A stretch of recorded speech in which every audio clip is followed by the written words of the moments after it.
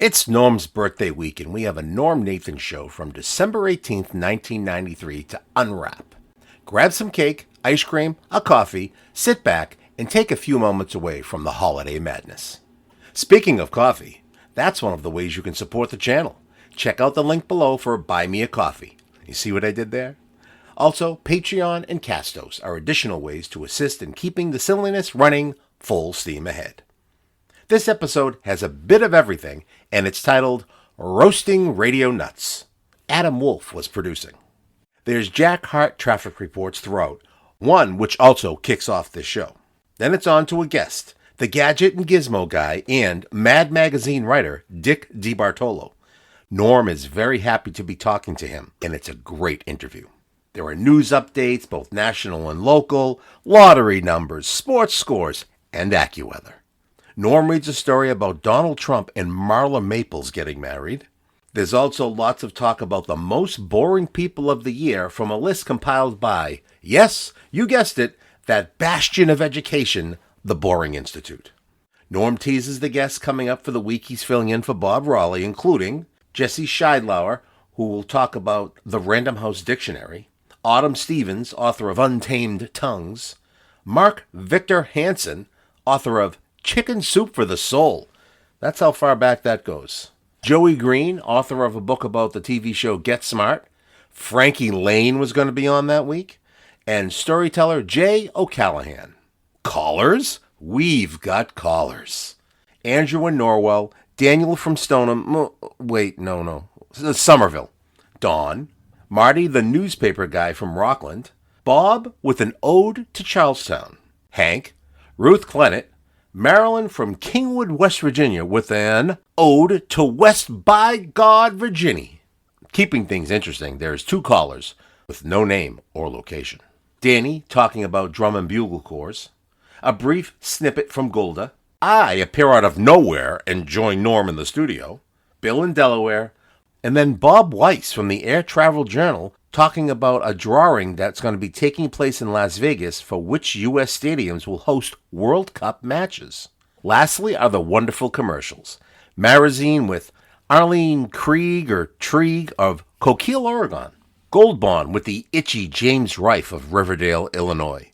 Baby Gold Bond medicated powder with Teresa Ing, I believe, from Edmonds, Washington. Ed Donahue voicing a children's hospital promo, which unfortunately is cut short. Mrs. Nelson's Candy House. And Norm with the National Credit Group read, in Italian and French? Episode 214, Roasting Radio Nuts, celebrates its way to your ears. Now.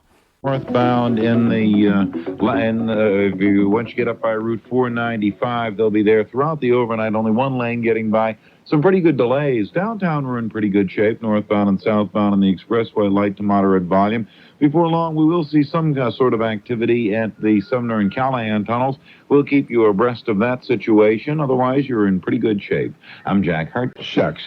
The only other place I'd rather be would be maybe in the arms of Sophia Loren, but other than that, this is okay, too. Anyway, 6 minutes after midnight, and we're going to talk with one of my favorite writers in just a minute. I'll tell you about him in just a little bit. Adam Wolf is our producer. I said I'm Norm Nathan. Well, you didn't really care about that anyway. And here we are. Let me just mention a couple of things. First of all, in the NBA, the Utah Jazz beat the Boston Celtics 97-96. And in the lottery, Massachusetts Daily Lottery number was 1889, and the Mass Millions was 19, 30, 31, 41, 43, and 45, with a bonus number of 42. Nobody won. Nobody won the whole thing. And so the next jackpot is expected to be about $20 million. That thing is really moving. Zowie, yay. Can you tell I'm excited? Anyway, we New Englanders don't show excitement too much, so I really have to work at it. The Gadget and Gizmo guy from CNBC and Live with Regis and Kathy Lee.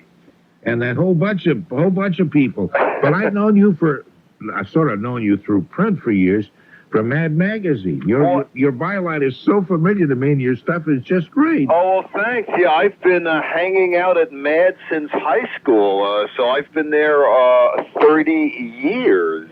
You said you've been hanging out since high school. You just said that so that you could say 30 years, and I would still think you were a young person. Well, I mean, I was only in high school for 23 years. No, I was very smart. I got out of high school when I was 15 and a half. So, but don't add those together because I don't like to talk about ages. No, but you're still with Mad. Yeah, I'm still in every issue for about the past 15 years. I either write the movie takeoff or the TV takeoff. You know, I've stolen more things from Mad. Come close, I want everybody to hear this. One of the things, I don't remember whether this was your line or not, because it was in Mad Magazine a whole lot of years ago. I talked about myself with the boyish grin and the crooked smile, and that may have been written by you. I don't know. No, that wasn't. That wasn't. It's from So feel free to steal anything that's not mine. No, okay, because that was in Mad Magazine, and I thought it might have been one of the movie things that you were mentioning that you did. Right. Okay. Yeah, no, I just, let's see, I wrote Giraffes Had a Talk recently, and In Line to Be Fired, and the next issue out, The Stoogative. Yes, I've been having a lot of fun. I think those things are great, and because Mad Magazine is read, we'll get to the Gadgets and Gizmo in just a minute. But Mad Magazine, I think, is so much fun because kids get a kick out of it because it looks like a comic book, and adults read it on a different level. That's exactly right, and it's interesting that you said that because there are certain stories you sort of hear over and over, and one of them is that some guy will be throwing out some old Mads, and he'll glance through them, and he'll say, wow, when I was a kid, I was reading this, but now I'm reading it as an adult, and I see there's a whole lot more going on here than I realized when I was younger. Well, that's right, because the satire is really very, very clever, and it's that adult satire, obviously, that kids do not get as yet. That is correct. Yeah, anyway, I love that. How old is Mad Magazine? Well, Mad is 42 years in February. Okay, I interviewed not the publisher Gaines, who I know died a couple of something years ago. Just a year, about a year and a half ago. Year and a half. But the editor, Al Feldstein. Al Feldstein. Right. Yeah. Right. That was Al is retired, and now we have Nick Meglin and John Ficarra as co-editors. A lot of the bylines, both the cartoonists and those of you who write the storylines, seems to me have been the same for a lot of years. Boy, we are a family, a close-knit family, and although we have new writers and new artists and new styles, a lot of the original guys are still, as you said, the Mad Folden, Al Jaffe's been there, Mort Drucker, who draws a lot of the movie takeoffs, and Jack Davis. Been around a long time. Yeah, and the drawings on the anyway, it's just a fun magazine. Oh, great! Well, thank you. Okay, now how did you get to be the Gadget and Gizmo Boy, you know, believe it or not, Norm, 10 years ago, a friend of mine was producing a local television show, and she said, "Dick, I know that you have every gadget in the world because you're a gadget freak." She said, "Gather some really offbeat Christmas gadgets and come on the show," and I did. And she said, "Dick, people love that. Come back and bring some weird Valentine's Day gifts," which I did. And she said, "You know, we're at a holidays. You just want to be our consumer reporter." And I said, "Well, if people buy everything that's sold, it's me." And I started doing that. And then when that show went off, I started doing a monthly segment on Live with Regis and Kathy Lee. And then got picked up on first the Nashville Network and then over at CNBC. And now every week I do Gadgets as the Gadget and Gizmo guy. Is that kind of fun? Because had you done television before you got into this area? No, but I was always a big ham. You know, at Mad, I always represent Mad at comic conventions and at publishers conventions. I always put on shows. So the TV stuff was real easy. I really loved it, and I still love television. I love being on camera. I love being seen and heard, and I like talking about gadgets, so it's perfect. Okay. In one of the stories about you suggest that electronic gadgets make great presents for kids and big kids and all of that. What are there any new electronic gadgets out this year or in the past couple of years that might be particularly fun? Yeah, I tell you, one of the, it's a little pricey, but I'll tell you what it is, and then listeners can decide.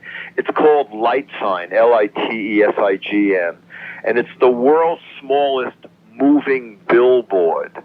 And it's about 3 by 4 inches, and you wear it on a pocket. It's battery operated, and you type in your own message. Like yesterday was the Mad Christmas Party, and I typed in "Bah Humbug," and then it scrolls across your pocket. These little lit up letters scrolls across your pocket and keep circulating. And when I go to a wedding, I type in, congratulations, Sue and Martin. Everybody I go to, I type in little messages. And a woman told me that when she goes to parties, she types in looking for a rich doctor. So it's a real conversation starter. And as I said, it's $99, so it is a pricey gadget. But what's neat about it, for salesmen and stuff, you every time you go to a meeting, you type in a new message. You're not wedded to anything pre-programmed in there. So that's a real fun thing. And you say you type it in. It's like a computer kind of thing? Well, no, it has a little, it has an alphabet, and you scroll through the alphabet. When you get the letter you want, you hit save, and it puts the letter on the screen. You go to the next letter, save. And it sounds tedious, but I can type like a long sentence in about 45 seconds. And then when you have the sentence, you can edit it. And when it's all set, you just hit another button, and it starts scrolling around your pocket. Oh, that must attract some great attention. It really does. It was very funny. A couple of weeks ago, I went to a fundraising party for Academy of Arts and Sciences in New York, and I typed on the little screen, trying desperately not to be noticed.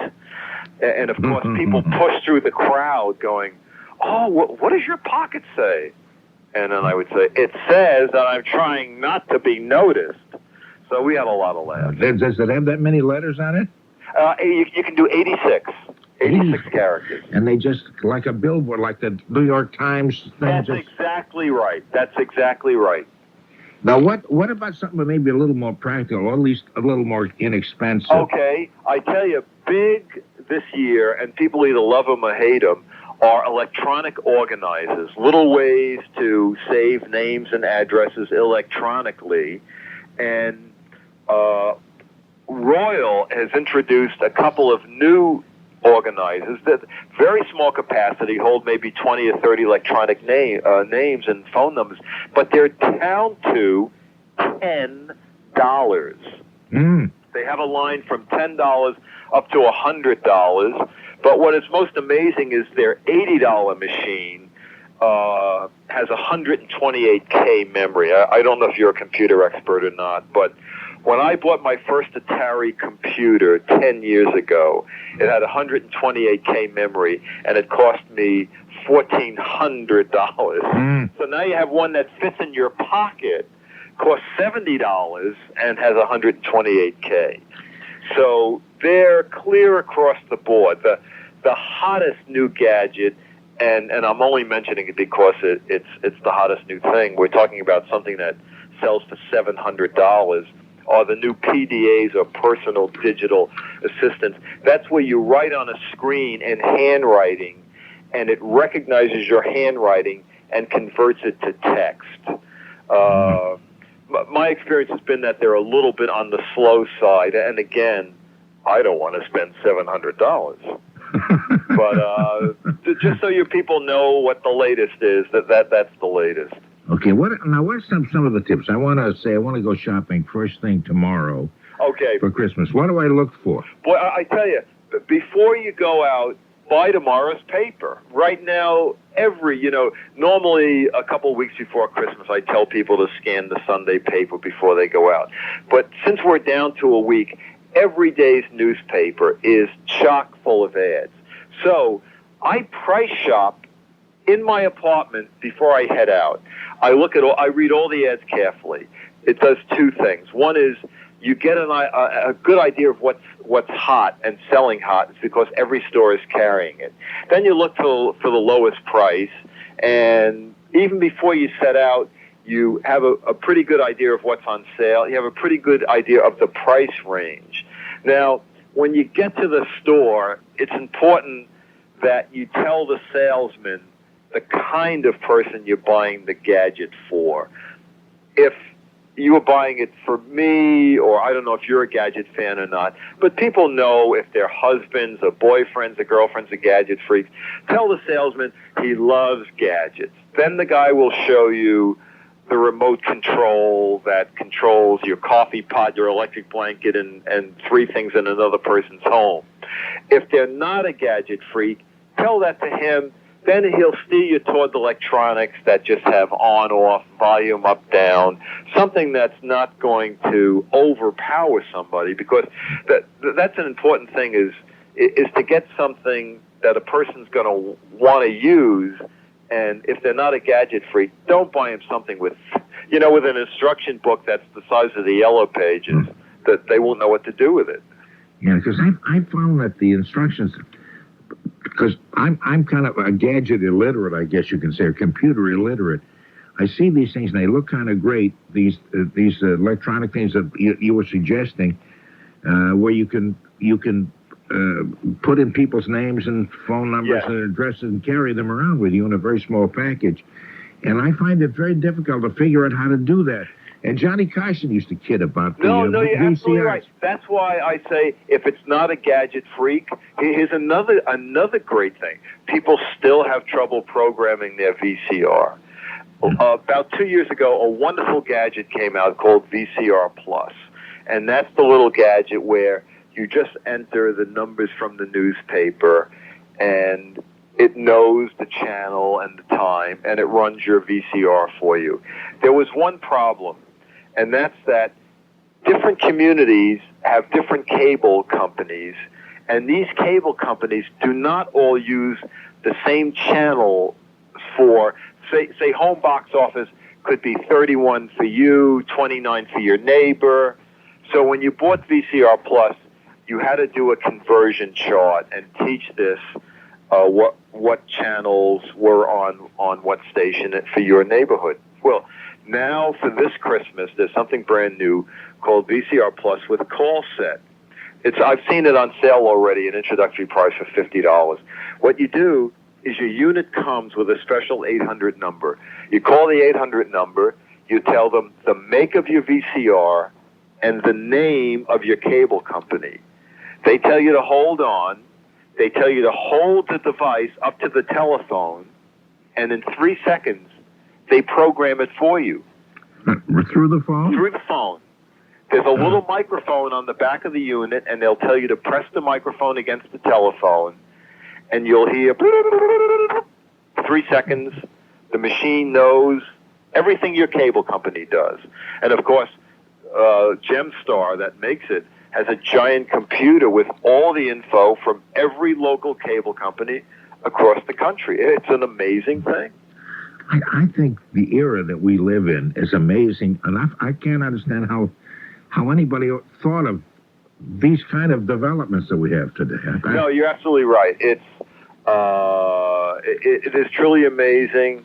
Casio now has the universal remote control wristwatch.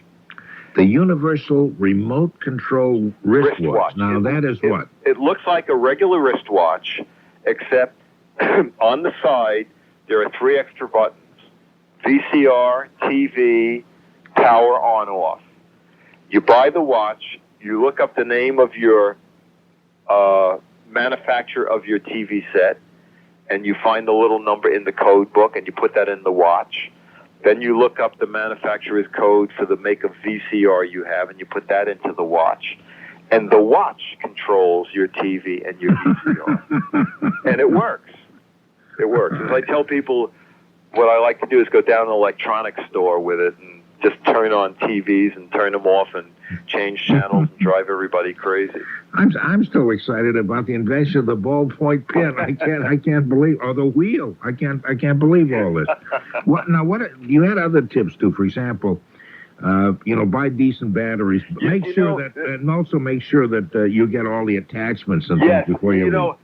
That's interesting. Last Christmas, I had recommended something called Neck Light, and it was a clever device. A strap with like a flashlight on it that hung around your neck, except the flashlight had a cap on it, and when you opened the cap, the light came on, and it was for reading in the dark. You wanted to read while your mate slept. You wanted to read a book on an airplane, and they have those dinky little overhead lights. And so this woman called me up. She said, I bought the Neck Light, but I love it, but it runs 20 minutes, and then the batteries die. And I said, what kind of batteries? And she said, something in the 5 and 10. And well, the problem is you can buy carbon zinc batteries for $1. But if you look on 95% of all devices today, you'll see somewhere on the box, it'll say, use alkaline batteries only. Because alkaline batteries are high-power batteries, and a battery like a Duracell can last 4 to 6 times longer than your zinc carbon battery. So you save a few cents at the outset, but you really lose it in performance and having the gadget go dead on you in a very short time. So that's the tip there. Is another battery tip is a lot of devices now take 6 and 8 batteries, especially like new boom boxes. Even though Duracells will power that and keep it running, 8 batteries, you have to be careful. If you put one in backwards, you're not going to get power out of any of the 8 of them. So check the instruction book. If you lose the instruction book, look inside the cover. Almost every manufacturer will embossed into the plastic cover will be the correct positioning for those batteries. So that's another important thing you want to do also. Yeah, see, operating a lot of computer stuff may be a problem, but batteries I put in just so they're beautiful. Okay. Yeah, and also you mentioned, be sure to get all the connecting things. I always tell people that's another, and I'm glad you mentioned that too. Before you leave the store, you say, I'm hooking this up to my TV, or I'm hooking this up to so-and-so. Is everything I need in this box? If you're buying a telephone answering machine, is the modular jack here? Tell the guy, maybe you have the old 4-prong jack. Is there a converter in the box? Because the worst thing in the world is Sunday, Christmas Day. This year it's Saturday. Christmas Day, it's really hard to go around finding connecting cables and phone parts. So before you leave the store, make sure you have everything, the right number of batteries, the connecting cables, so that Christmas Day, when people want to play with these things, they can. And another important thing is read the instruction book carefully. Not only will you find a tip you may overlook, but very often on the last page, you'll find a thing that will say, have you followed all the instructions? Still can't get your device to work? We're here 24 hours a day. And a lot of people, I know General Electric for one does, they have a 24-hour hotline. And a couple of Christmases ago, I got a remote control that I got lost using. And I called someone up and I said, you're there Christmas Day? And they said, we're getting tons of calls. Everybody got these gadgets. So check the instruction book and see if there isn't someone at an 800 number who can help you. Hey, you've offered some very, very good tips, including one that I know you'll suggest is keeping all the packing material, that kind of stuff, in case you want to return something. Yes, absolutely. And it's a 2-part thing, Norm, is that people say, oh, Dick, should I send the warranty card? And the answer is yes, because especially on a high-dollar item or an electrical item, somewhere down the line, there could be a manufacturing defect. Possibly the manufacturer will come up with an upgrade kit where a device you already own can do more. The only way they know who bought the device is by you sending in the warranty card. And manufacturers, yes, you're probably going to end up on their mailing list, which I personally don't mind. If you don't want to write on the warranty card, for your information only, don't send me any literature. But you want the manufacturer to be able to get in touch with you. But the other thing about warranty cards is don't fill them out for the first week. These days, most reliable stores have what's called 7-day even exchange. If within the first full 7 days, out of the box, it's dead, you bring it back and they'll give you a new one over the counter. They will not do that if you filled out the warranty card, because the warranty cards usually carry the serial number of your particular device. So play with the device, use it. If you make it to the 8th day and it's fine, send in the warranty card. And some manufacturers will actually send you a little gift. I bought a Brother printer, and if you send in the warranty card, they'll send you a free ribbon. Hey, I got to get going because we got news coming up on the half hour. No, hey, Dick, you've been greatly helpful. And keep doing your funny stuff for Matt as well as the gadgets. And I will. Thank you, and have a very happy holiday. Thank you, Dick DeBartolo. Bye. You too. Bye-bye now. News time now. We'll see what else is happening throughout the world. Norm Nathan here at WBZ Boston. The time is now 12:30, boys and girls. A homecoming at New York's Fort Drum in a few hours. More than 400 troops from the base are due back from their tour of duty in Somalia. First U.S. combat troops to return. Another small town shocked by another shooting. A woman who works at a shopping center in Hugo, Oklahoma, says she didn't think the shooting was real until she saw people running and ducking. A gunman with an automatic rifle killed 2 people and injured several others before taking his own life. So-called suicide doc Jack Kevorkian is out of jail now and in a hospital where he's recuperating from a 17-day hunger strike. Kevorkian was released from jail after promising not to help anyone commit suicide for the time being until the Michigan court case is settled. The economy may be rebounding, but that apparently is for some. There are more than a few that are not sharing the ride. Catholic Charities USA says growing demand for emergency aid is using up most resources of charitable organizations. From the CNN News Center, I'm Sam Hall. The man accused of killing 6 people in a shooting rampage on a Long Island Railroad commuter train, he's got some complaints. The story from CNN's Brian Jenkins in New York. Through his attorneys, Colin Ferguson claimed that jail officers had attacked him with a milk carton and a fire extinguisher. He also complained that he couldn't sleep with the light in his cell kept on round the clock, presumably because of a suicide watch. Ferguson also asked to have his court-appointed lawyer replaced by Brooklyn attorney Colin Moore. Last week, Moore recalled that Ferguson seemed to be losing touch with reality at the time he handled a case for the Jamaican immigrant 2 years ago. Brian Jenkins, CNN, New York.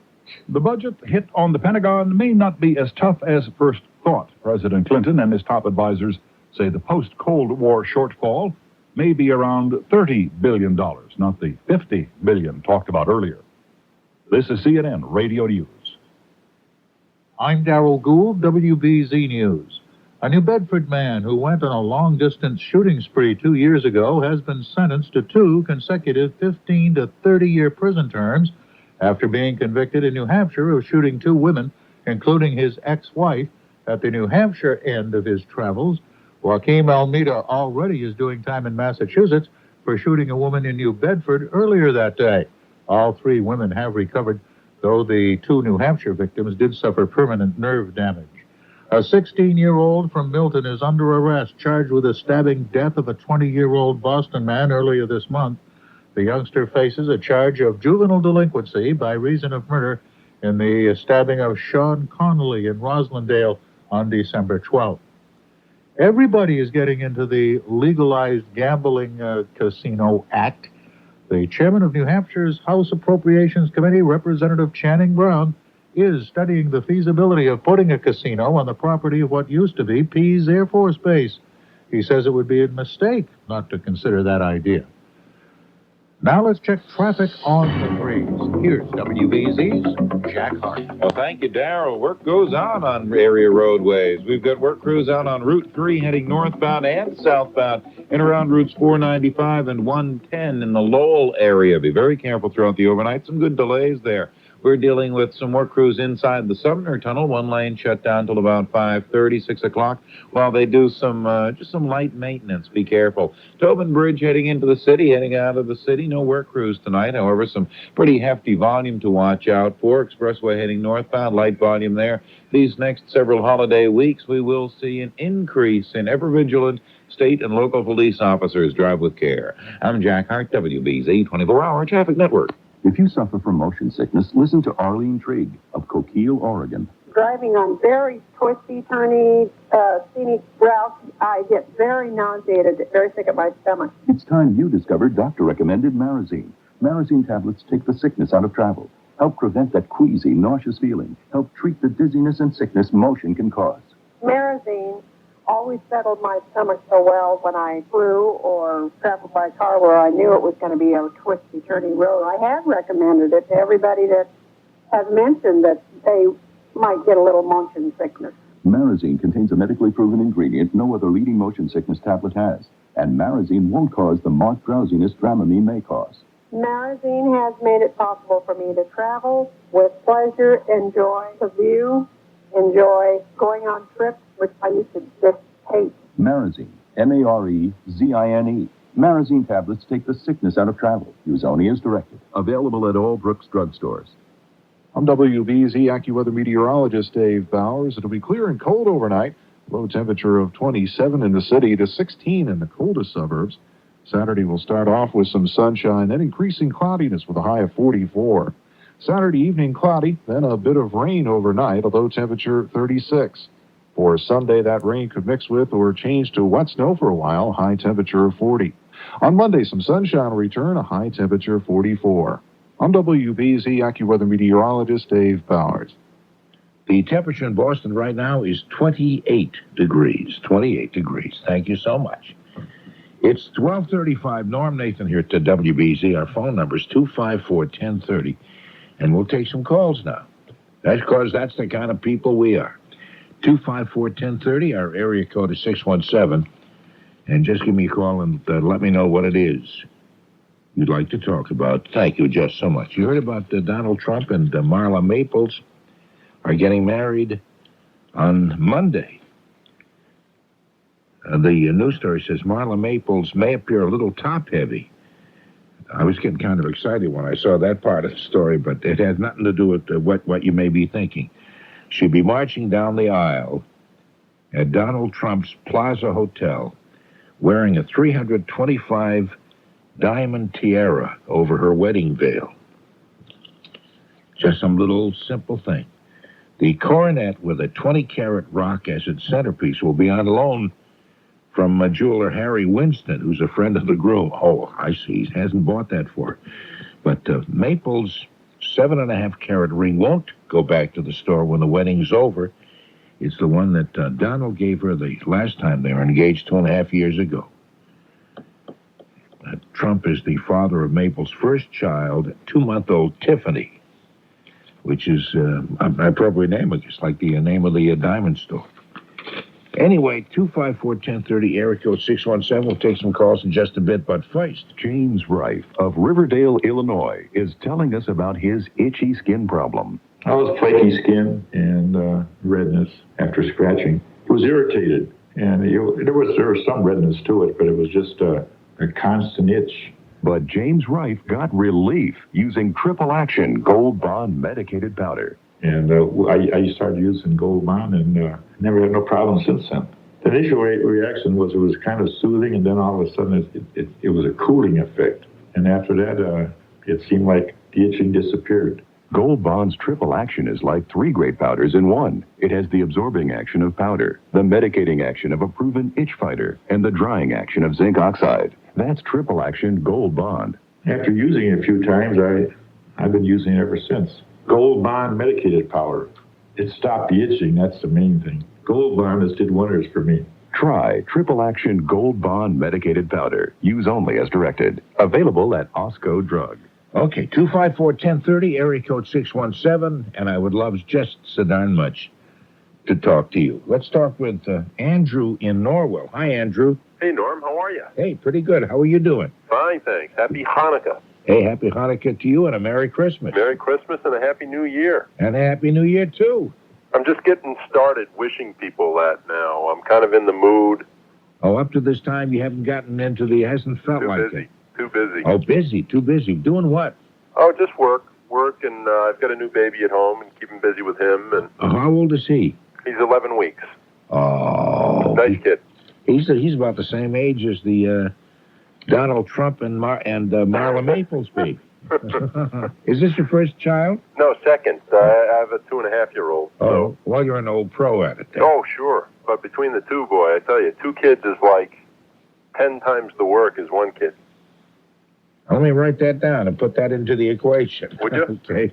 Warn people. If you got that first kid and you're ready for a second one, it's 10 times the work. No, well, I mean, you have 2 little babies. That is kind of tough. Yeah, 2 in diapers is tough. Yeah.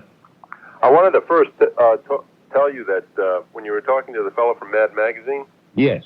I was reminiscing about when I first saw Mad. I was a little kid going to the dentist office, and my dentist had a subscription. And that's where I first saw it. What a hip dentist. Yeah. Normally they have... He looked kind of like Alfred E. Newman, too.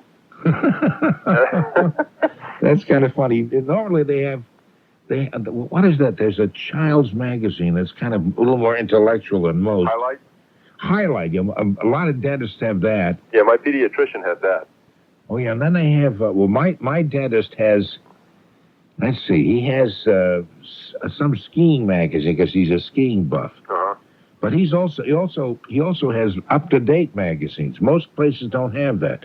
Yeah. I find that the less you have to wait, and the quicker they call you in for your appointment, the more up-to-date the magazines are because you don't seem to have time to read them. Not time to read them, and no one has time to steal them. Yeah, maybe that's it. Could be. After that, you started talking about Marla Maples. Yes. And I thought I'd get your show off kind of on a roll tonight. That's good, because you know that, you understand as the first caller, you're the overture. That's right. This And is it. You set the pace, so... I don't take on that burden lightly. No, because you're under stress now, and you seem to be handling it okay. Okay. If my voice starts to quiver, just cut me off and do me a favor. No, I'll start to sing over it or something so people will notice. Terrific. No one will notice then. I'd like people to think about the most boring people of 1993. Interesting you should say that, because there is an organization, maybe this is what inspired you to say that, called the Boring Institute. So actually, your story about Marla Maples and Donald Trump is what inspired me. I know. Because I'm going to vote for them. They are the most boring couple of 1993. That's kind of funny. I think maybe I'll grab some paper right this very moment while you're saying that. Hey, maybe we'll take some votes, see who wins at the end of the night. We'll jot those things down. The Boring Institute selected, and I don't have the list with me, and I can't remember whether these 2 were on the list or not. Well, we can say that for another night to compare them. Okay, but... So here it is tonight. Okay, tonight we're going to put on Donald Trump and Marla Maples. You think... The most boring couple. The fact that they're getting married to each other, they deserve it. Exactly. Okay. And as far as the most boring person, I'd have to say Michael Jackson. Yeah, he's been in the news so much, you kind of think of... Yeah, that's enough. Leave the poor guy alone, for goodness sake. I would put in that category, though, also... LaToya Jackson. Oh, the whole Jackson family. Hey, let's put the whole Jackson family. Good idea. So we got things rolling now. Anybody else you want to put on that list? Oh, no, I think that'll do it. I'll let the rest of your callers and the rest of your listeners kind of fill it out. But those would be my 3 top vote getters for the most boring family/couple/individual in 1993. Okay, let me add a couple before you go. Oh, sure. I'm going to add Regis Philbin. Oh.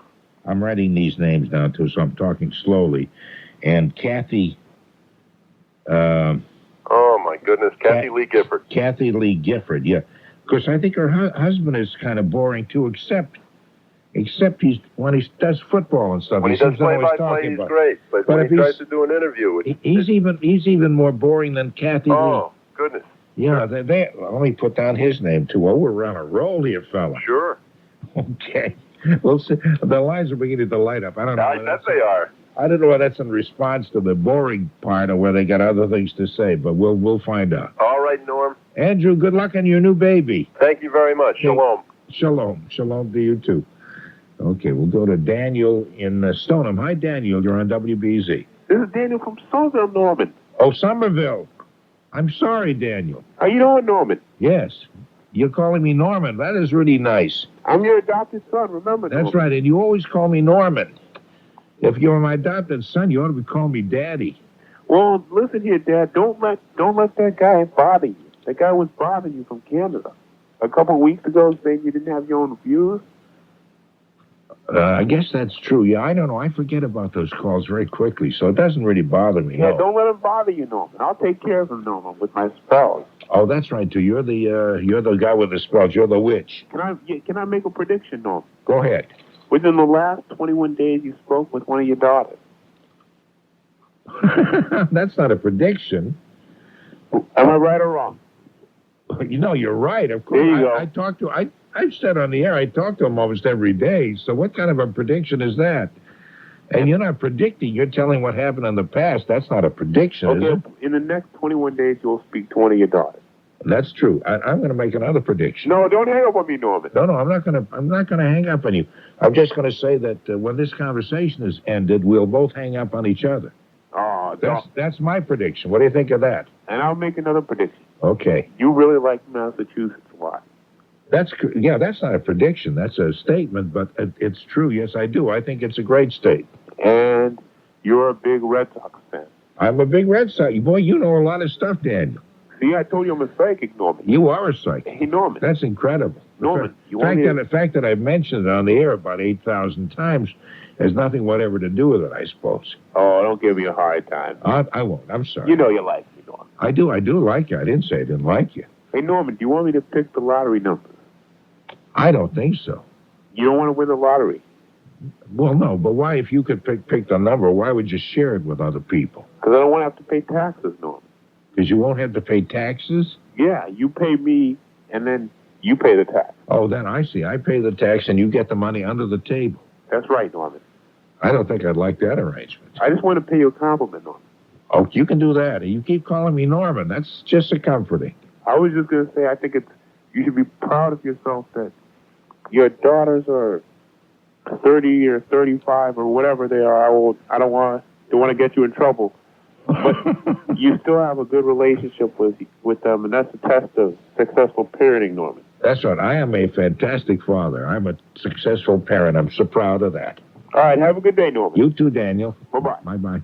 He shouldn't say have a good day. He should predict that I will have a good day. I think he slept up on that one. You betcha. Don, how you doing? Hi, Norm. How are you tonight? Fine, thank you. I'd like to add a vote to the list of the most boring people. Okay, great. Roseanne and Tom Arnold. Yeah, I think you're right. I was going to say Tom is even more boring than she is, but that's probably not true. I think they're both on about the same level. Well, he may be worse than she in terms of being boring, but she is by far the more obnoxious of the two. Boring and obnoxious. There's a pairing for you. No, I'll buy that. That's pretty good. And for an individual, yes, no offense intended, but your new mayor there, Mr. Menino. Yeah, he's probably. I have a feeling he's going to be a great mayor, and he's very efficient and knows the job. But he is boring. Somewhat underspoken, shall we say? Yeah, he is. He doesn't grab you when he's speaking. You would just soon be maybe in the bathroom or some other room. Listen, have a wonderful holiday, and thanks very much. You too. Thanks a lot, Don. Bye. Bye-bye. It's kind of fun to see who you think is boring. I hadn't thought of that as a subject, but that's pretty good. One day we could have, you could tell me who you think are more exciting people. That is not as much fun, though, is it? Taking a negative approach is much more interesting. Taking a positive approach is boring. That's true. Okay. Marty. Oh, it's my friend Marty, the newspaper guy down in Rockland. Hi, Marty. Uncle Norm, how are you? I'm just fine. I hope you're okay. Yeah, listening to that caller before the last caller, did he say he was a psychic or a physic? So you're doing shtick, aren't you, Marty? I'm trying. Okay. Now you're talking about boring people. Yes. Nationally, well, we've talked in the Jackson family. Let's include Jesse Jackson on that one. I have a hard time with that guy. Jesse Jackson, you want to include? Okay. Sure.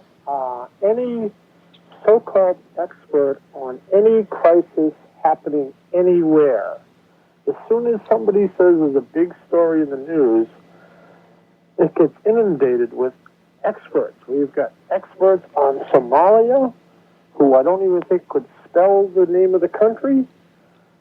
It just goes on and on.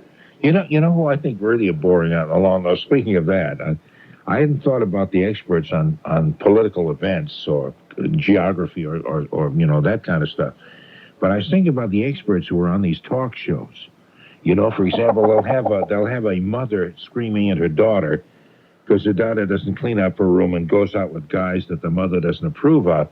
So they'll have an expert on, a psychologist who is they call him usually a family relations expert. Yeah. And they're going to, and no matter what the topic is, there's somebody falls in love with turtles, for example, and wants to have an affair with their girlfriend's brother's turtle. They'll find somebody who's written a book on the subject, and they sit there and they analyze the whole. These are okay. Let's put the TV psychologists on the list as boring. I stopped there. Let's put TV talk show hosts. I think a lot of that is quite true. Also, I think you have to go pretty far. I laugh with the cable system here in Rockland. We've got channel 27 out of Worcester, which is. It used to be WHIL or something like that. Well, no, it was WUNO or something. Yeah, it was WHLL, and it's now it's WUNI. Yeah. But what's good about that channel, and this is going to sound lecherous, but what the heck? If you can't be lecherous at my age, what's the point of living? Some racy shows in there. Oh, they have some of the most beautiful women during these Spanish-speaking programs. And the nice one thing, that I think is a real riot is the Spanish Sally Jesse Raphael. Oh, she's on at 4:00 in the afternoon. Yeah, the blonde lady. Yeah, with the red glasses and everything else, and the set is exactly the same. I think it's a riot. Does she wear red glasses? Yeah. I hadn't even noticed that. I don't see too much of that. But now before her is this fat, funny-looking guy who's got these fantastic models with great legs. Yeah. And he's a they bit play. of a wet too. He doesn't look like he belongs. And they got these beautiful women. And before that, they have the soap operas with. And the nice thing is, I can't understand what they're saying. It doesn't really matter. I just like the way they move. And another one on the list, I want to put Barney on the list. Okay, that's because you're not a kid anymore. Well, shame on you. Oh, I'm a big kid. I've got a Nerf dart gun. Every time Barney comes on TV, I want to blast the little purple bugger. But and it doesn't hurt the TV, and it releases a lot of aggression. Okay. And locally, Norm. Yeah. Locally for our boring list. Yeah. You got to have your friend Greg from Burlington. Oh, well, that's true. Also, you can put on the list Robert from Everett, too, if you want. Okay, sure. You could add Robert from Everett, too. Sure, but, sure. I could name a whole... in the local dictionary, there is Greg, knee-deep in his drainage. May Santa bring him a snorkel and fin set for Christmas. we have a number of people who call. You could put on that list too. I don't want to name them all because I don't want to create too much animosity. Program it does not use their real name. Well, that may be a lie. I know some people may not want to, but some are interesting anyway. Well, some of them will call you a couple of times and use different names. I think that's even funny. Oh yeah, that's pretty good. Yeah. The ones that make the radio show circuit. No, there's a woman from Lawrence who does that. Yeah. Because she knows I don't like to talk to her, so she calls with a different name each time. But she has a unique voice. You can't miss it, I know as soon as she says hello, I know who it is. It's kind of funny. Before I let you go, Norm, I just want to wish Our good friend Esther, also from Rockland, a very speedy recovery. She had some eye surgery this week, and she went into it very nervous, but she came out of it very relaxed. So Oh, that's good. Everything worked out okay? I hope so, yeah. Good. Okay? Hey, Marty, keep writing. You're counting down there, pal. We get to raise a little whoopee this coming week, you know. You're going to be covering for Bob, and you got a special day coming up. Well, I don't know what special day you mean, but I'll be on New Year's Eve. I'll be on anyway, because that's on a Friday night. Well, there's a certain thing happening the 20th, Norm. Oh, you devil. You know that, don't you? Yes. And I am going to try to pen my second Norm Nathan anniversary of his birth poem. Okay. All right, so talk to you then. Okay, Marty, thanks a lot. Take care, Norm. You too. Bye-bye. I'll be looking for the poem. You betcha. Does your baby suffer from red, irritating diaper rash? He had a diaper rash. It was red and bumpy and yucky looking. Then Teresa Ng of Edmonds, Washington, discovered Baby Gold Bond medicated powder made specially for babies' sensitive skin. And then we bought Baby Gold Bond. It really seemed to help. Baby Gold Bond is a medicated baby powder that helps clear up his diaper rash by keeping him drier. Baby Gold Bond combines zinc oxide with the finest talcum powder to relieve baby's red, irritated skin and actually helps prevent rash with ingredients medical experts recognize as both safe and effective, including a skin-protecting medication ordinary baby powders don't have. In every diaper change, we use Baby Gold Bond, and he seemed to be more comfortable with it. It kept him drier. It's great.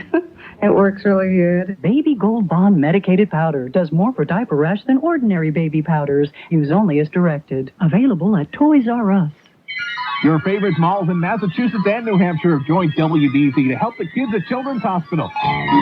You can help and get a chance to drive away in a 1994 Geo Prism LSI sedan, valued at over $14,000.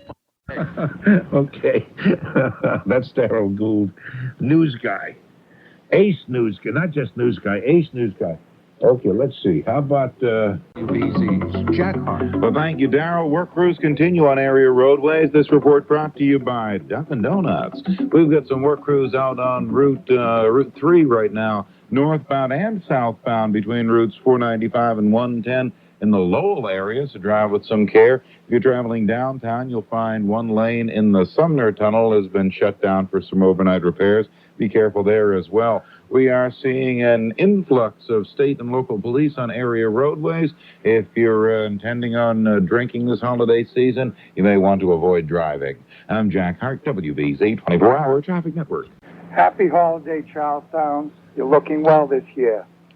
You've seen much revolution in America you've shared. The struggle for independence, as our forefathers declared, a demand for the right of liberty, which had fallen on deaf ears. You've seen the settlement of Puritans, watched the red man move away, endured the cry of freedom at Bunker Hill's bloody fray.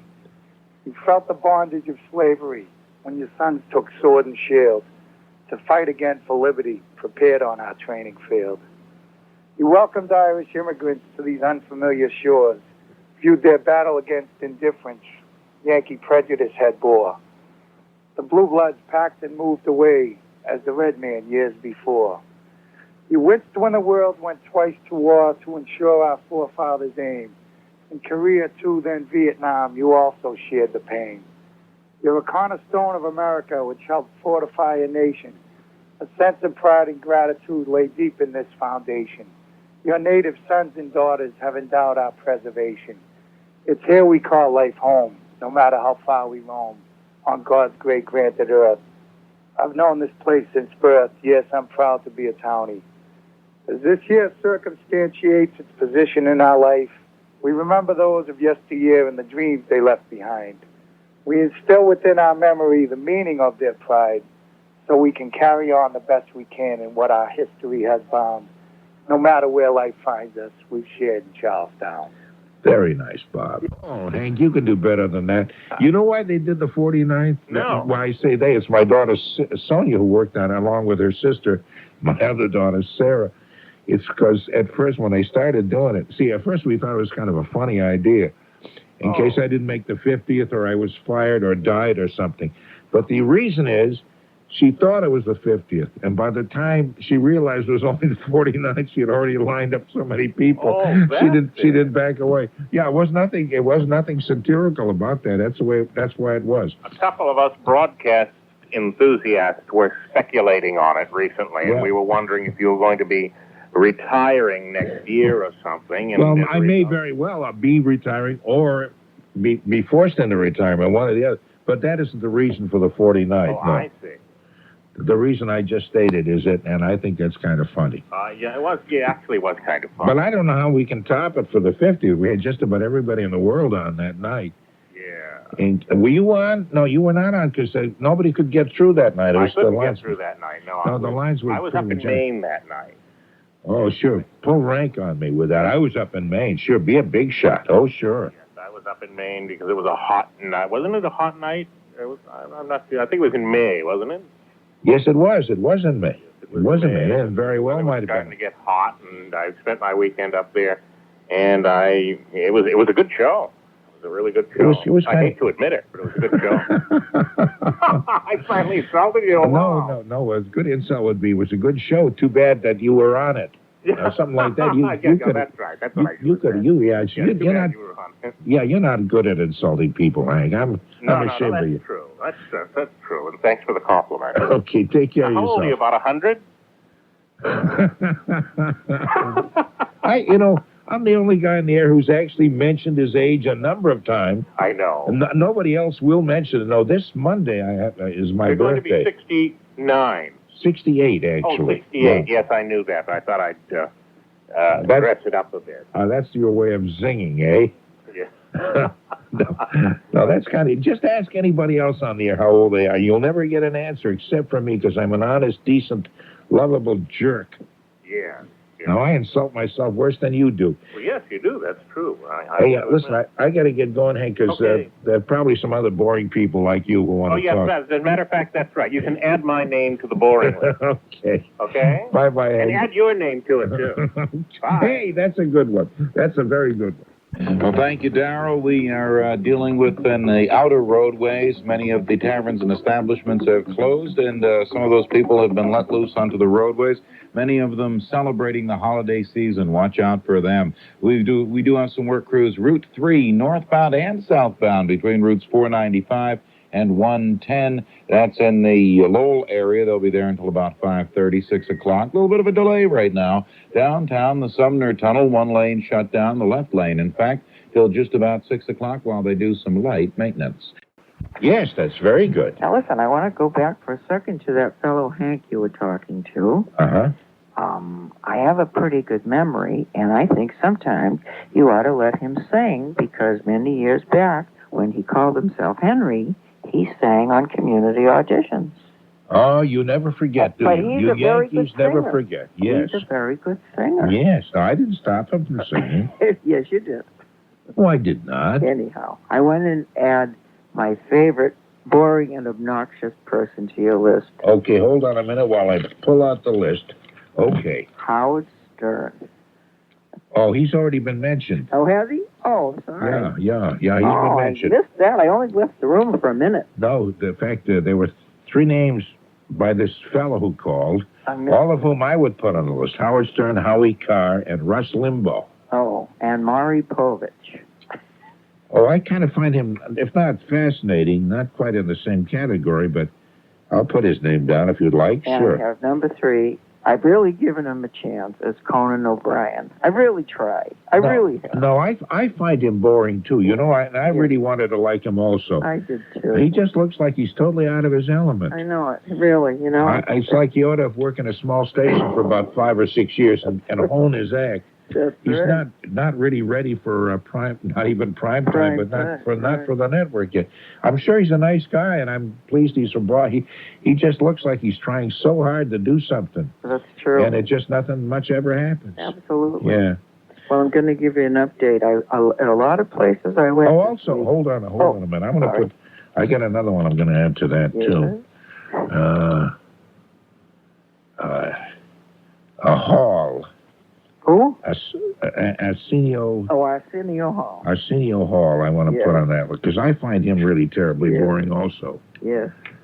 He sounds to me like he's trying to make a big deal out of kind of nothing. Right. Not big deal out of. That's not kind of any kind of an intelligent critique. He just looks kind of phony. I don't believe he's as interested in his guest as he assumes to be. But then again, most of the talkos probably are not. It's just they're hoping they'll be shocking and outrageous and funny and stuff, so their ratings will go up. But they probably don't much care beyond that. Well, Howard was on with Jay Leno tonight, and he was really obnoxious, absolutely obnoxious.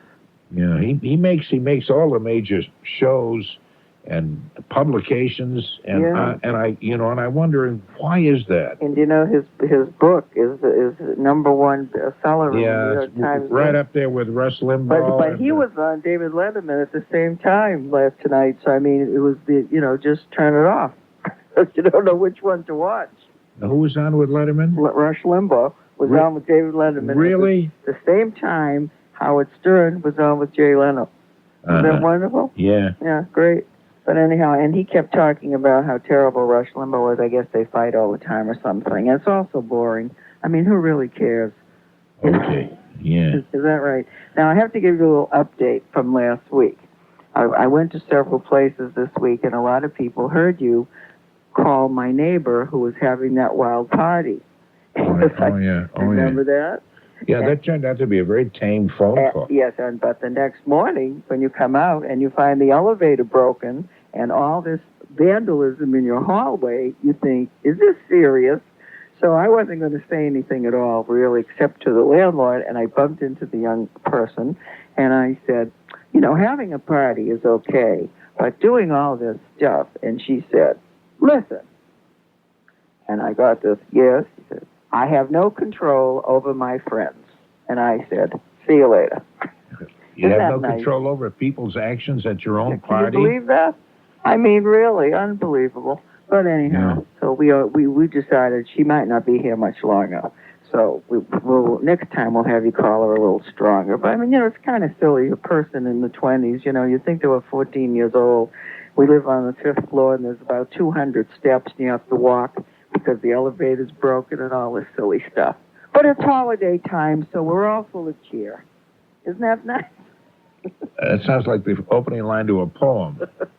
Holiday time, we're all full of cheer. Let's have some more cake and drink some more beer. Did you get my little package? I did. I haven't looked at it. Oh, you have to look at it. See, the thing was, I came over, made a special trip today, but you're so popular. Okay, I've got the gift in front of me. You are so popular that there was no room in your mailbox.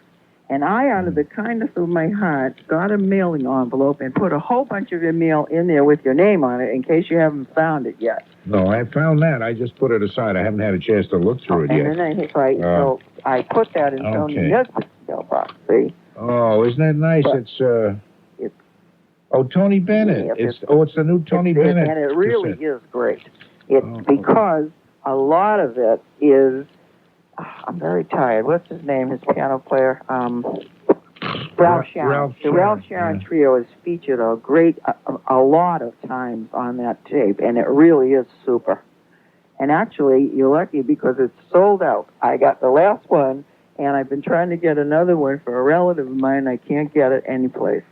No kidding. It's going to, because I think, frankly, the last one, the Frank Sinatra one, was okay, but this one is really super. It's much better. Good. It's probably getting the best. I think you really like it, though, because it's got some great songs, and the music is super. I mean, I'm not shilling for Tony Bennett because he is not my favorite singer. I like him, but the music is just great. Who is your favorite singer? Oh, well, I like a lot of people. I mean, I like Don Cornell singing "It Isn't Fair for Me to Watch It." I guess that's funny you would say that, because when he said to you, call Perry Como, I was going to say, why don't you call Don Cornell? He lives in Miami. They're all retired. I'm sure Don Cornell is a lovely man, but I've never really been a big fan of his. No, I like a lot of singers, but no. Yeah, I can't even stand the way he sings, to tell you the truth. I like Johnny Mathis. I like Steve Lawrence. I like those kind of singers. If you're going to sing straight, those kind of songs. But Don Cornell is okay. But you don't put Tony Bennett up in that category? No, I never have. Isn't that funny? And I worked with him when I was in, working for the record company, and spent an entire week at Salisbury Beach during hurricane season. He was working at the Frolic, and Don Cornell, who was really my client, was working at a place called the Bowery. And also there was a comedian named Jack Sue on the bill. Remember him? He was on Barney Miller. Yes. And there was nothing to do there all week because there was nobody around. Are you telling me why you don't like Don Cornell, or are you giving an autobiographical sketch here? Talking about how I worked with Tony Bennett. I think it's a good singer. I don't. Hold on just a minute. Yes. Any of you kids ask Ruth how she worked with Tony Bennett? Nobody raised the question. I thought you'd like to hear this funny story because we didn't have anything to do. So I took them to all the radio stations in New Hampshire, and they both had big hit records, and I was a hero anywhere I went. Two big stars coming for interviews. Anybody ask Ruth any of this?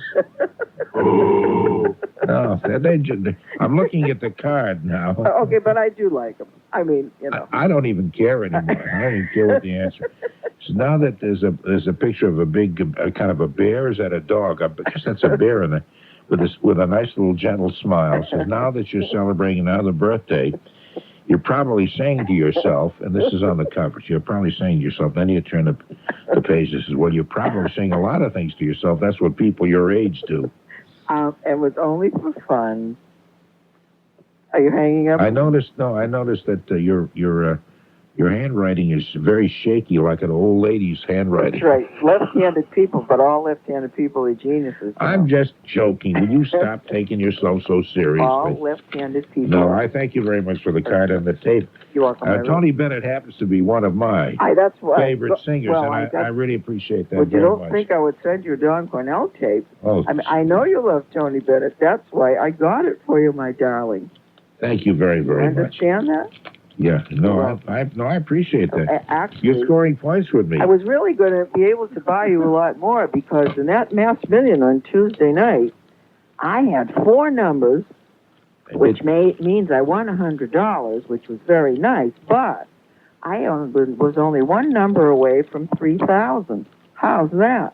Excellent. Now, what has that got to do with Tony Bennett up in New Hampshire? I had money to buy you a tape, see? But if I had won the whole thing, I would have bought you a dinner with Tony Bennett or anything. I'd fly you anywhere he was so you could see him. Okay. Wouldn't that be wonderful? That'd be very nice, yes, I thought you'd like that. Yeah. Well, okay, add me to your boring list. And I hope you have a happy birthday. R-U-T-H. Okay. Hey, thank you. That was a nice thing to do. I really appreciate it. And thank you for your card. It was very nice of you. Thank you for your card. Notice there was no gift with it, just a card. This is the great... Sure, rub it in. There happens to be a producer at the station whose name I won't mention, and it was his birthday a while back. So I got him a cake because I knew it was his birthday. And I saw him last week, and I said, where's my cake? And the poor thing, I think I embarrassed him because there was a very nice box of candy delivered to my house the other day from him. Wasn't that nice? That's very nice. You don't want to say who he is? Oh, no, he's just a very nice producer at the station. Okay. And I mean, you know, what difference does it make? Just one of the nice folk over there at the station. Okay. Well, have a nice whatever. And I'll be listening. Okay, Bruce. Bye. Thank you. Okay. Yeah, no, I don't remember what the question was, but the answer was okay. Yay! I'll tell you the first part of it. Okay. While traveling around this country, I meet a lot of folks. In lines of busy tourist spots, we wait and talk and joke. One line of conversation that's always sure to come is that often uttered question, where are you folks from? I'm from West Virginia, the mountain state, claim I.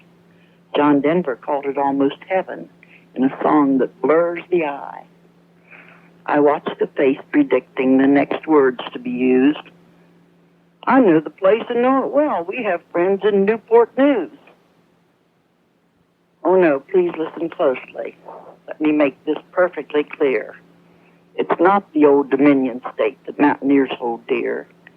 It's West, by God, Virginia. And though it's much maligned, it's a state of scenic beauty and people who are kind. It's odd that countless people in places near and far can recognize 49 other states, but don't know who we are. They know there are 2 Carolinas, 2 separate Dakotas as well. But West, as in West Virginia, just doesn't ring a bell. And it goes on from there. Oh, did you write that? I did. That's excellent. One of the verses that I talk about the fact that most of the world only knows us from negative media fare, mostly showing the downside instead of the good that is there. And that's the truth. Anything you see about West Virginia, especially on the network news, is geared to the dumbest people that come out of the woodwork. It's funny, I had noticed that, and I really have, the only negative feelings I've had about West Virginia ever is the fact that the state has gone through some bad economic times. We've gone through bad economic times and bad political times, and we still are. But maybe it's because I get a fair amount of calls from West Virginia. Apparently, we come into certain sections of the state fairly well, and so I get calls from West Virginia, and as a result, my feelings about the state are not negative like that, or not. I don't think of you as a bunch of hillbillies. Have you ever been here? Well, see, now you're going to shame me. No, I've been around there, but I never actually have been into West Virginia. Well, I've been to Pennsylvania, which is that on one side of you? Just north, And then obviously Virginia's there. I've been to Virginia, so I've been to states around West Virginia, but I really ought to go to your state one day. You really should. I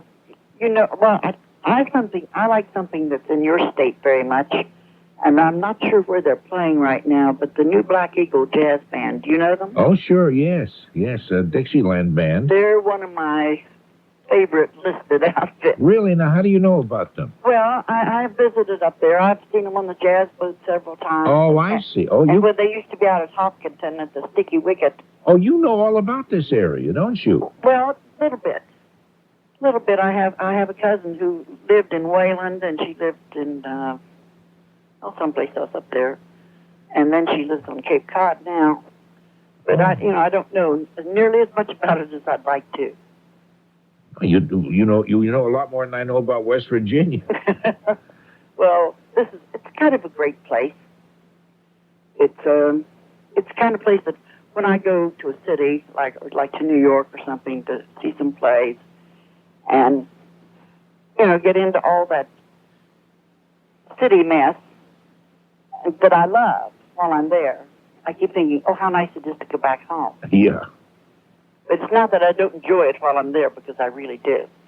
But I did chicken out about going to New Orleans over New Year's. I just don't think it's the place I want to be. Yeah, I've been to New Orleans, so I feel as you do. I live in a small town and back in the woods, and, with the horse and chickens and all that.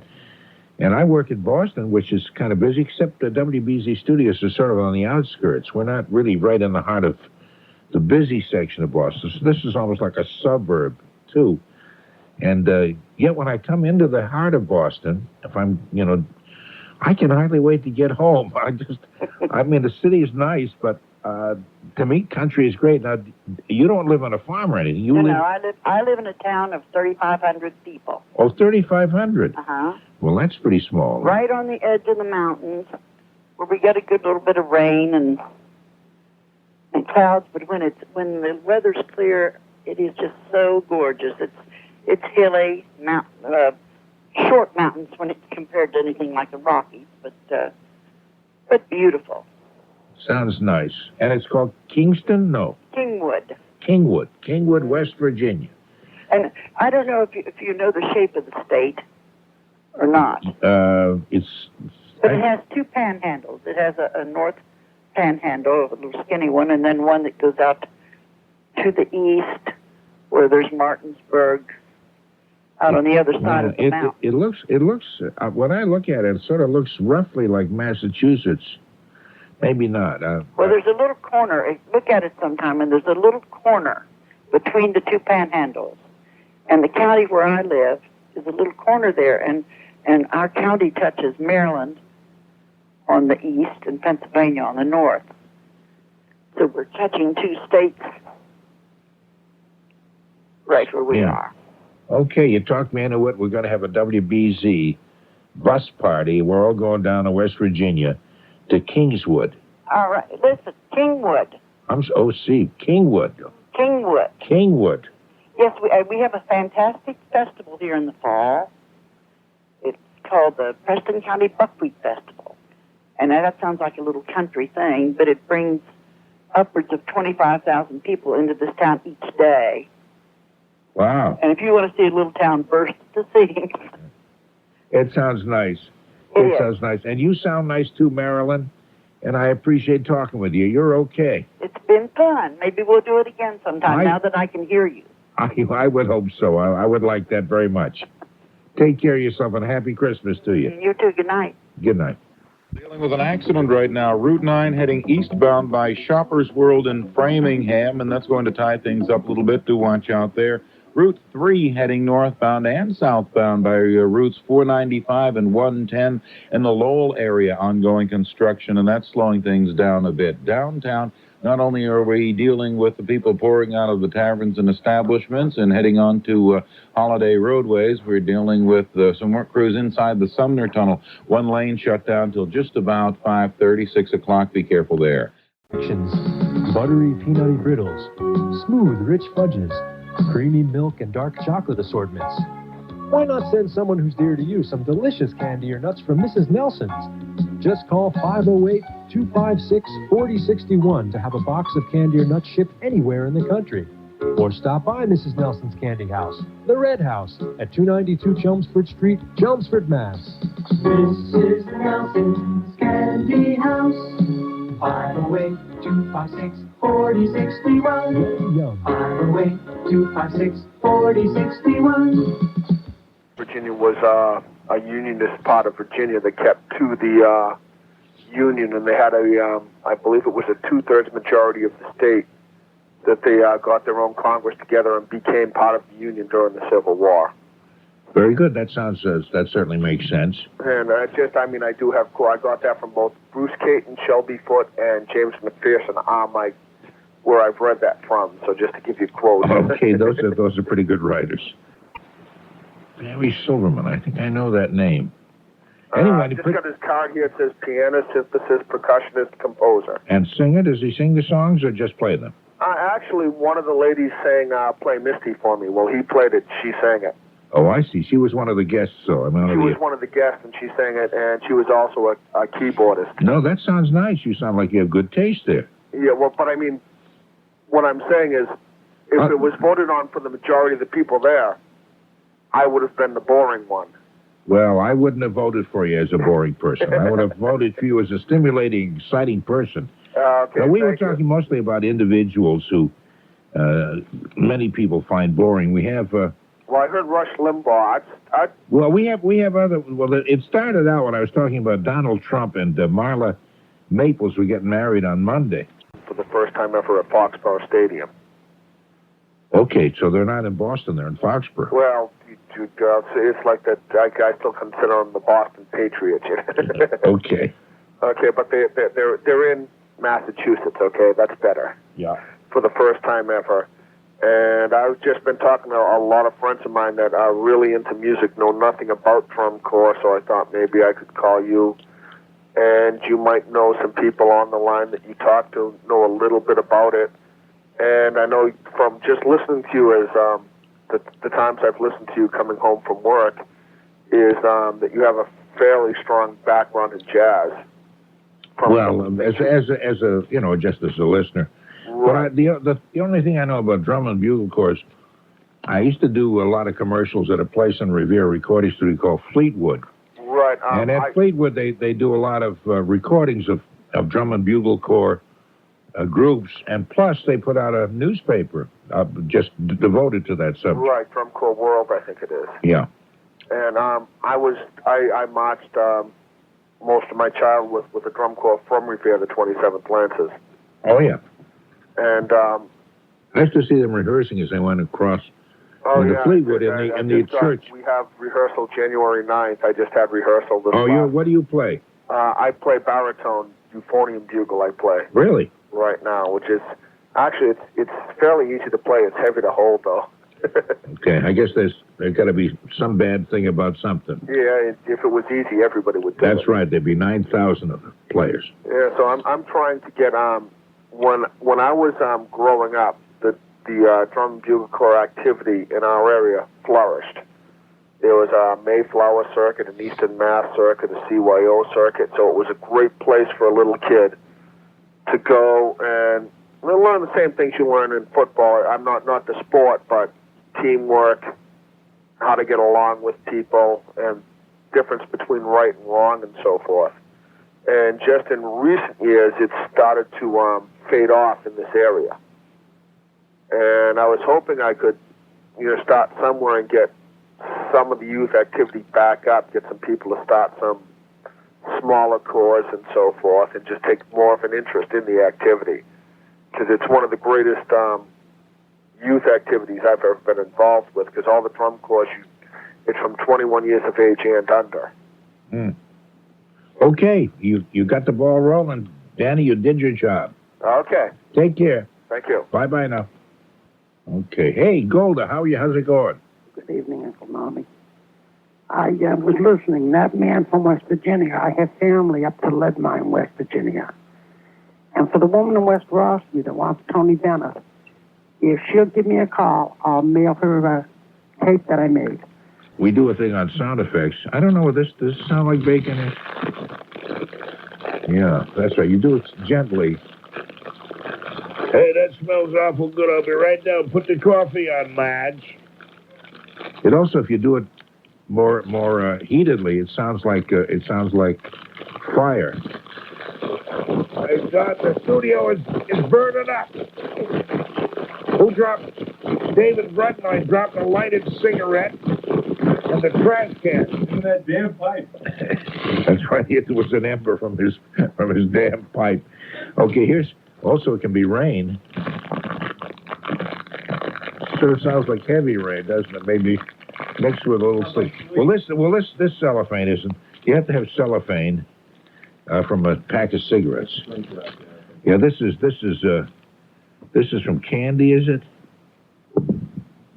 I don't know. Oh, I just found it here on the counter. Oh, I see. So you have not. Yeah. So you're not responsible. I didn't come for prepared. that. No. I see. Okay.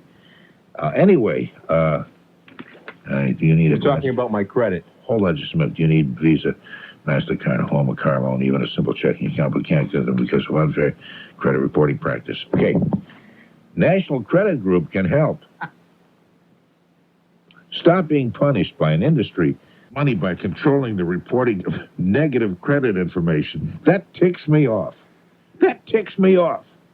Okay, so get started on so you can see I'm on your side. You who had a lousy credit rating and want to smooth it out. Just don't now. come to me for money.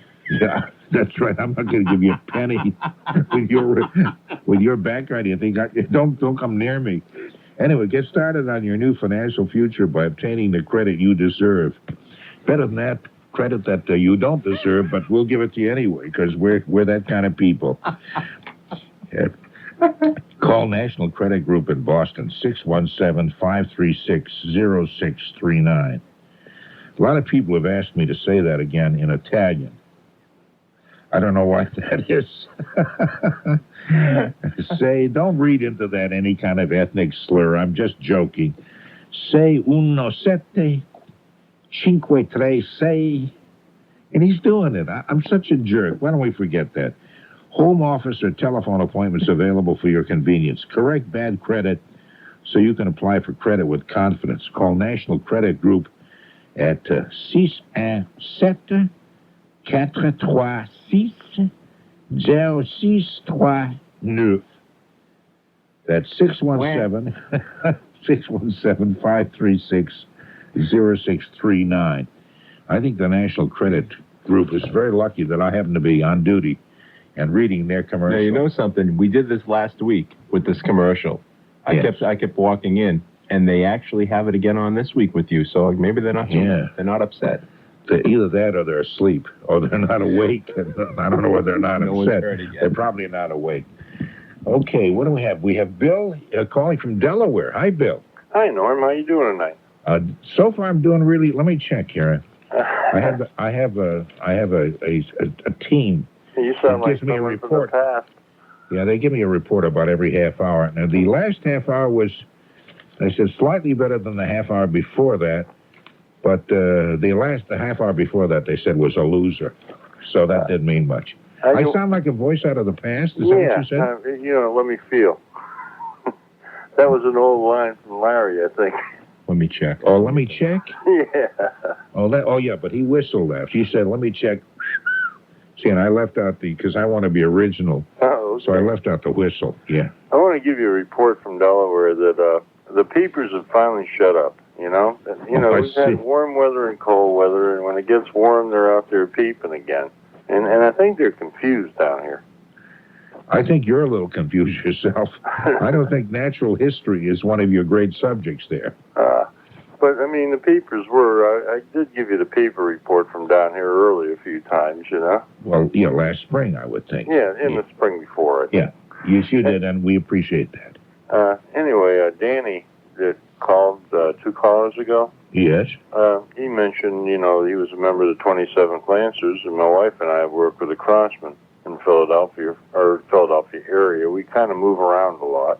Okay, that was the drum and bugle corps down there? Yeah, for the last 12 years. And we played jazz basically for the last 4 years, and the times you were associated with them, probably up at Revere with the 27th, was quite a long time ago. And Fleetwood Records been gone for quite a while. Oh, there's no Fleetwood Records there anymore? I think they're gone. No wonder they haven't called me for a job lately. I think they've been gone for over 20 years or something. Oh, no, not over 20 years. Well, close to 20. Oh, I don't think so, no. I was doing commercials for them. No, I mean for the drum corps records. Oh, the drum corps records. Yeah. Oh, I didn't know that. Anyway, I need somebody, can you imagine if somebody from Delaware has to call me to tell me that?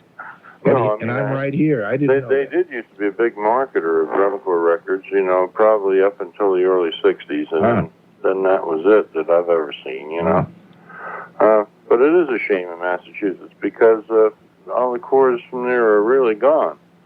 And that's, I grew up there, and I was a member of several corps there when I was a kid, and I think it kind of saved a lot of us from being in a lot of trouble because it did give you, number one, an interest in music, and number two, discipline, Yeah.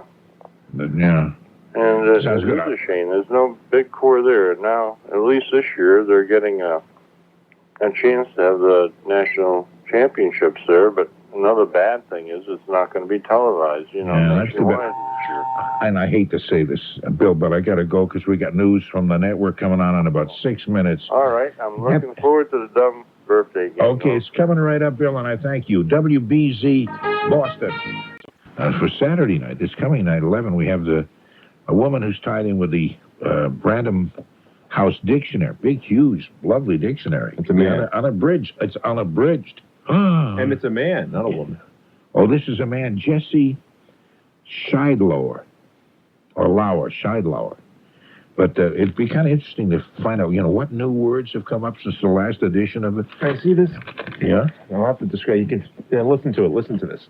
All right? That's a big dictionary. Now, this entire book, okay, is on this, if you can believe this. I know you marvel at technology. Well, when you say is on this, see, people don't know what you're saying. Oh, it's a compact. It's a CD-ROM for your computer. Okay. But it's amazing to look at that. Yeah, that's right. 3,000 for however many thousands of pages this dictionary is all on this CD. Yeah. Thank you very much. Thank you so much. You're welcome. And then Sunday night, Monday morning, wild, what is it called? Untamed Tongues. It's about women. Some of the wild sayings, some well-known and some lesser-known women have said. And Autumn Stevens, I guess, she's the author of the book, and she'll be talking with us about that. Some women who have a clever way with words. The following night, Monday night, into Tuesday morning, it'll be Mark Victor Hansen, who has written, what's the title? Chicken Soup for the Soul. Chicken Soup for the Soul. What is that? In a minute. I'm sorry I asked. I thought you had all the answers. I just had the, wait a minute. Listen, I'm shuffling papers. Wow. I'm just like Norm Nathan. Okay, you ready now? Yes. Okay, it's 101 stories to open the heart and rekindle the spirit. It's got the about how people like Henry Ford, Albert Einstein was described as mentally slow and adrift in foolish dreams, and that success never comes easy. Oh, it's one of those inspirational things. Exactly. Well, I just cry just thinking of those wonderful, inspiring stories. I am in there, yeah. How a guy whose fourth language was English, how he boosted himself up and became a weekend, all-night talk host. Overnight. Yeah. When they thought nobody was listening. Oh, yeah, they mentioned about, the Chagra and the Isle of Perim where you came from, the whole story. Okay. Joey, we talked with Joey Green. Is it on Tuesday night, Wednesday morning, who's written a Get Smart book. See if you have any questions you can answer from the Get Smart, which I thought was a very, very funny series.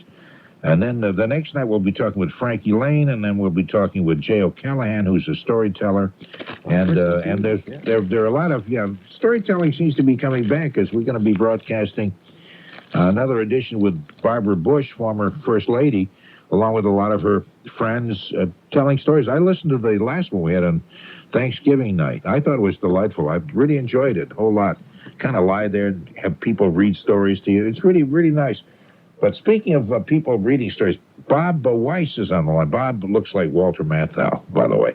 It is that Bob Weiss, is it not? Yes, sir, from the Air Travel Journal. How are you? From the Air Travel Journal, that's right. How are you doing, Bob? It's good to talk with you. Good. I'm packing my bags, cleaning up a few things as we speak here, and boarding a plane for Las Vegas this morning for the draw of the World Cup tomorrow, and I thought that might be of some interest to you. It's of great interest. Tell me the procedure, because I know that the World Cup will be here in Boston.